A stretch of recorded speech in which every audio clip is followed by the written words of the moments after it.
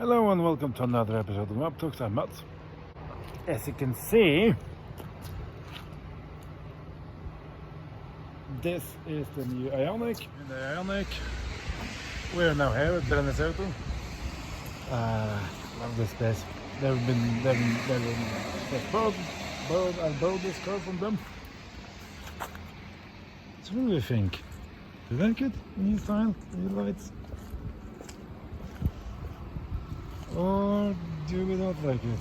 Some of you might know I had one of those cars as a kind of in-between car between the Kia Soul EV and my Tesla Model 3. This exact same color as well. And I like it. So it's a new car, it's much the same as the old, only slightly facelifted. Bigger battery pack, new screen, same screens in the E-Zone, and I also think the Stinger and a few other, the newest models from Kia Hyundai have that screen. And all these buttons, the old Tangent, I like very much the feel of them. Now it's all soft buttons, so they vanish if you turn the car off. And you have the new mood lighting, interior lighting, ambience lighting, call it whatever you want. So what do you think, Robert? Well, from my perspective, I would say it's more. I try to find what's new in this car. Yeah, from my perspective, from a passenger's side, I try to see what. Do you still have manual seats, by the way? Yeah. Okay. Look, it got an SOS button. The old one never did that. Yeah, and I almost hit it. Oh! You're turning the lights on. Right? Yes. Yeah.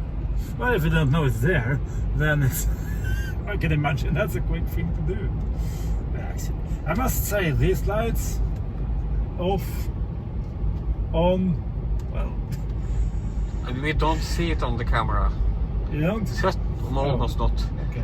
Because in the 3 and in the Mercedes, there are really, really good long-reaching high beams, and that's important. You know, here it's winter, dark, animals, elk, and all kind of stuff. You know, Kids.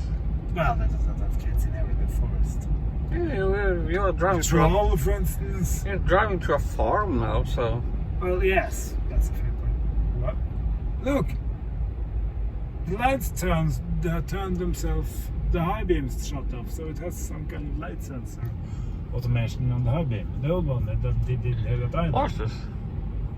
Oh, hello, horsey. Okay, well that's a good function, Joe. It's dark outside, so we're Yes, it is. have problems with the focus. I like the new instrument cluster. It's brand new, actually. I don't think it shares it with very much else. Adequate amount of power. The problem is that I've been driving high performance electric sports saloon the last 6 months, and well, yeah, I've become spoiled. I'm sorry, but I am. So it sort of this is slightly underwhelming. And it's not the car's fault, it's perfectly and honestly my own fault. It's nice here. No, not much anyway.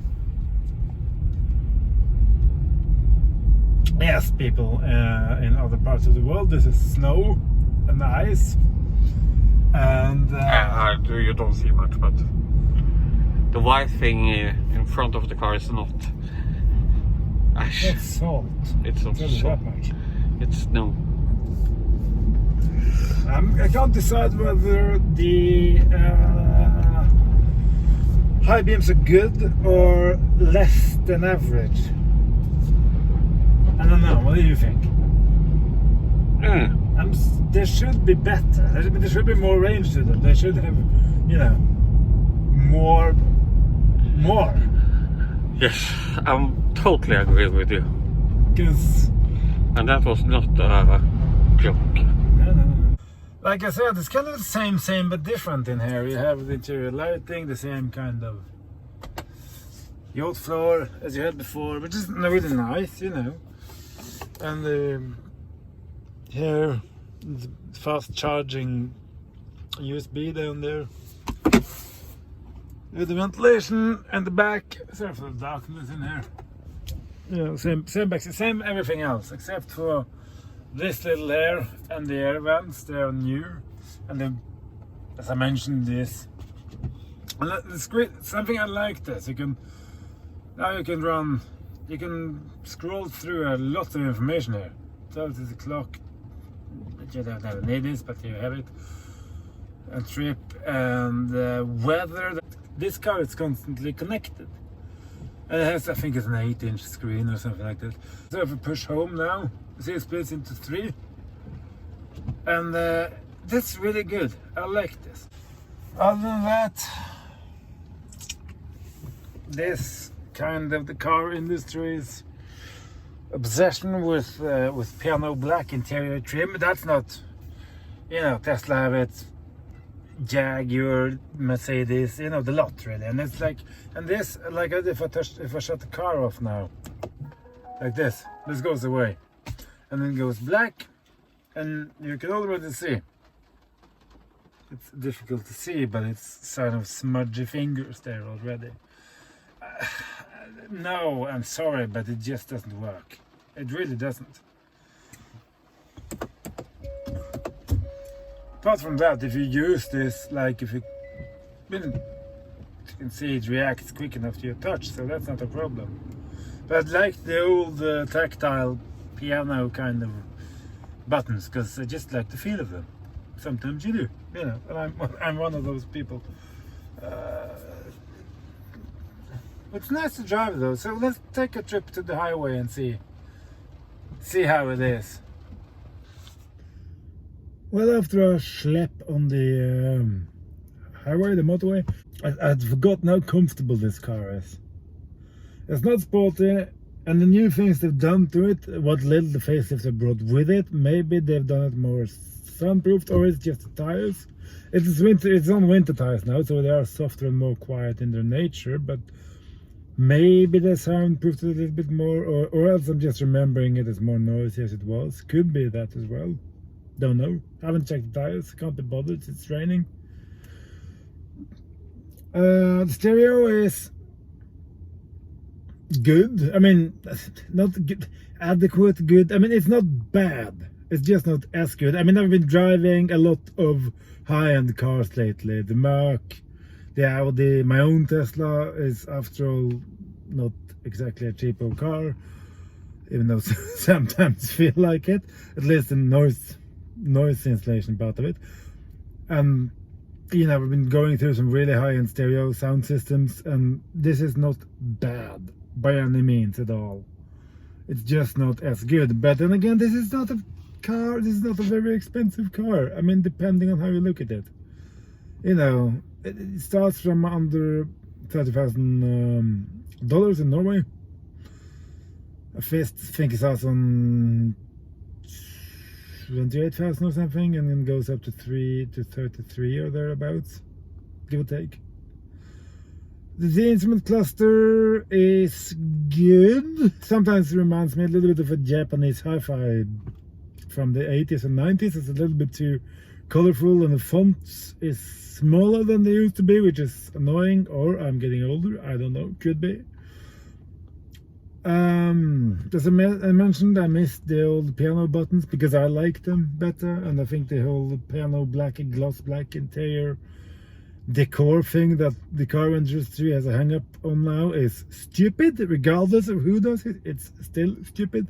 The seats are still as good, as comfortable, as cushiony and soft. They're really nice to sit in. It's a good car for a lot of people to a lot of things, and in some ways it's better than the Opel.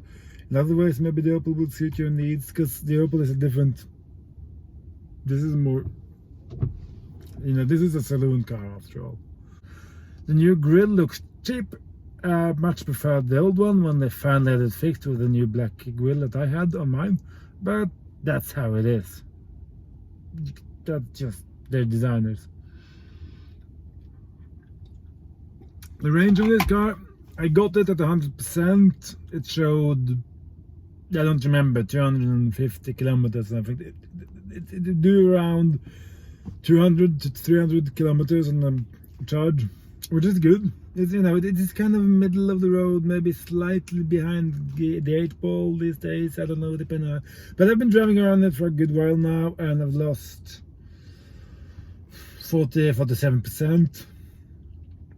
It's 4 degrees outside. It's raining and wet, and it's not the best driving conditions. As you can see here, this is something I wish the Tesla could do as well. Show me the usage of the car. Drivetrain steals almost everything as it is. Climate control runs 380 watts. That's nothing.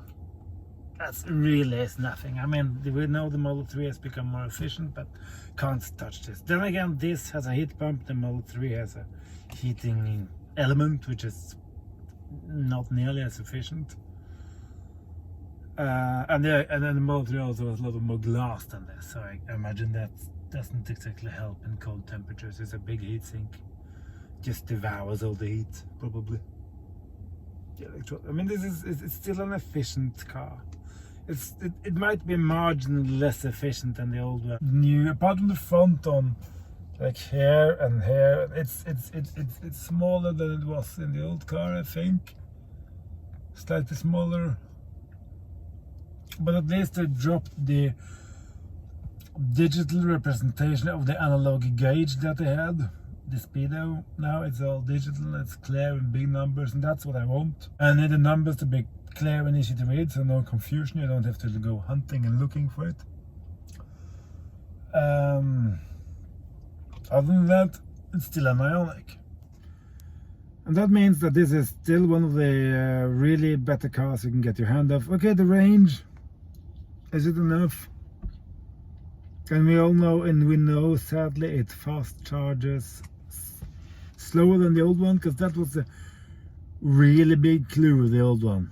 It had a decent enough middle of the road range for most people, and it charged, once you've depleted that, the battery was well and warm, so you could really charge it up. It charged so quickly.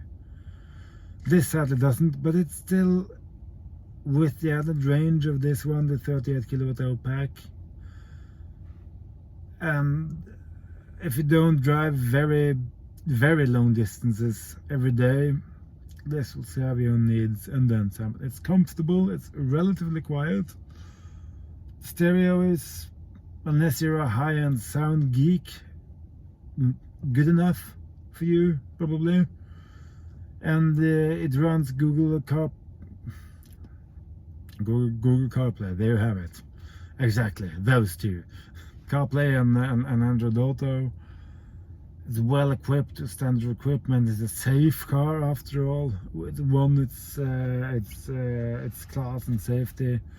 Euro NCAP in 2017 or something, I think, when it came out. I think they also done some changes to the lane keep system, because I think it's better now than mine, because in mine it was mostly there for just, I don't know, looking good probably. It didn't really work very well. This is better, much better in fact. Yeah. I don't really have much more to say. The seats are good. Luggage space is what it is. You can fold the seats down, you know. It's an Ioniq after all. If you want to know more about the Ioniq, go check out some of my old videos. I've covered a lot of things on it. I owned one for 6 months after all, as I mentioned. And it's a really good car. If you think this is maybe too expensive, or think maybe you don't, I don't know, go look it up in the used car market if you can, depending on where you live. It's a grab. It really is. And I think this is a better buy than the Leaf. If rapid gas bothers you, then this never does that. Ever. You can quick charge it all day if you should have the need to do that. Anyway, thanks for watching. Do remember to like, comment, subscribe and all that good stuff. Take care out there, and I'll see you in the next one. Bye, peps.